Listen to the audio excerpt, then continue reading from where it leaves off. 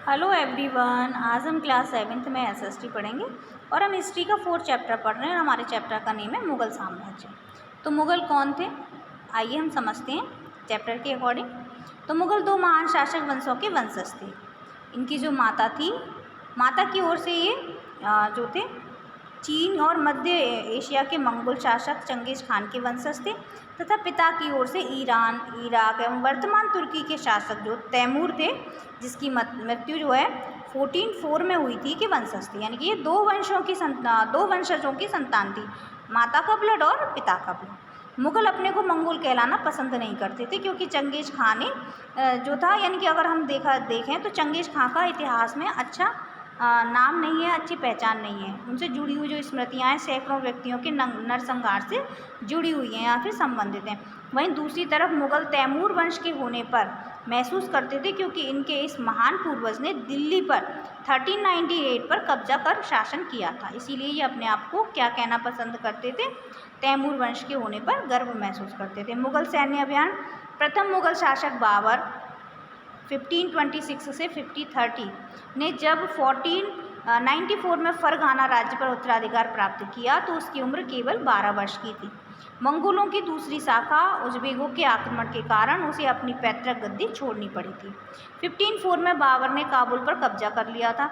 1526 में दिल्ली के सुल्तान इब्राहिम लोदी को बाबर ने पानीपत के युद्ध के बाद दिल्ली एवं आगरा को अपने कब्जे में कर लिया था। इस युद्ध के बाद बाबर ने अपने को बादशाह घोषित कर मुग़ल साम्राज्य की नींव रखी। किसके बाद में? पानीपत के युद्ध के बाद में। मुग़ल सम्राट के प्रमुख अभियान और घटनाएं। तो सबसे पहला हम बाबर को देख रहे हैं, 1526 से 1530 तक। 1526 में पानीपत के मैदान में इब्राहिम लोदी एवं उसके अफगान समर्थकों को हराया। 1527 में खानवा में राणा और सांगा राजपूत राजाओं और उनके समर्थकों को हराया। 1528 में चंदेरी में राजपूतों को हराया।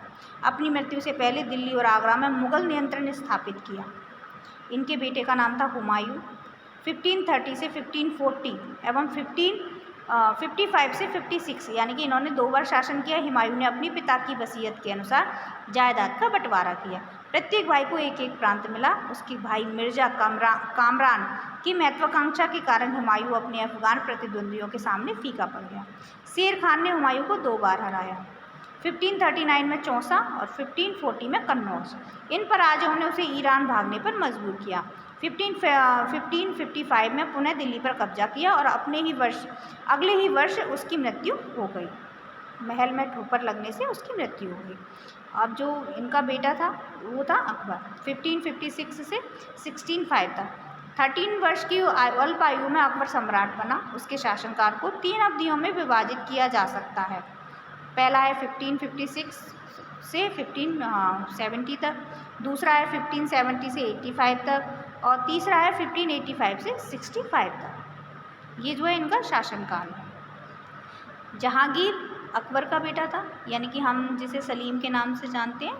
तो जहांगीर 65 से 1627 तक जो है सम्राट रहा और शासनकाल रहा। और इनकी जो पत्नी थी वो नूरजहाँ, जिसका हमने नाम सुना है, अपने इतिहास में बहुत खूबसूरत महिला थी। तो इनकी पत्नी थी नूरजहाँ। जहांगीर ने अकबर के सैन्य अभियानों को आगे बढ़ाया। शाहजहाँ 1627 से 1658 तक ताजमहल का निर्माण भारत में जिसने कराया है वो शाहजहाँ था। ये उसका शासनकाल है। 1657 से 58 में शाहजहाँ के पुत्रों के बीच उत्तराधिकार को लेकर झगड़ा हुआ और उसमें औरंगज़ेब की विजय हुई। उसने अपने भाइयों को मारकर शाहजहाँ को आगरा की जो किले की जो जेल थी उसमें कैद कर लिया। औरंगज़ेब 1658 से 77, इसके शासन को 2 भागों में बांटा जा सकता है, 1663 और 1685। उत्तराधिकार की मुग़ल परंपराएं क्या थी? तो मुग़ल ज्येष्ठाधिकार के नियम में विश्वास नहीं करते थे, जिसने ज्येष्ठ पुत्र ही पिता के शासन या राज्य का उत्तराधिकारी होता था। जैसा हमारे यहाँ होता है कि पिता की जो संपत्ति होती है या बस ज्येष्ठाधिकार मतलब जो अधिकार होता है उत्तराधिकार, वो बड़े बेटे के पास होता है, लेकिन मुग़लों के यहाँ ये नहीं था। वे सहदायत की मुग़ल एवं तैमूर वंशों की प्रथाओं को अपनाते थे, जिसमें उत्तराधिकार का विभाजन समस्त पुत्रों में कर दिया जाता था।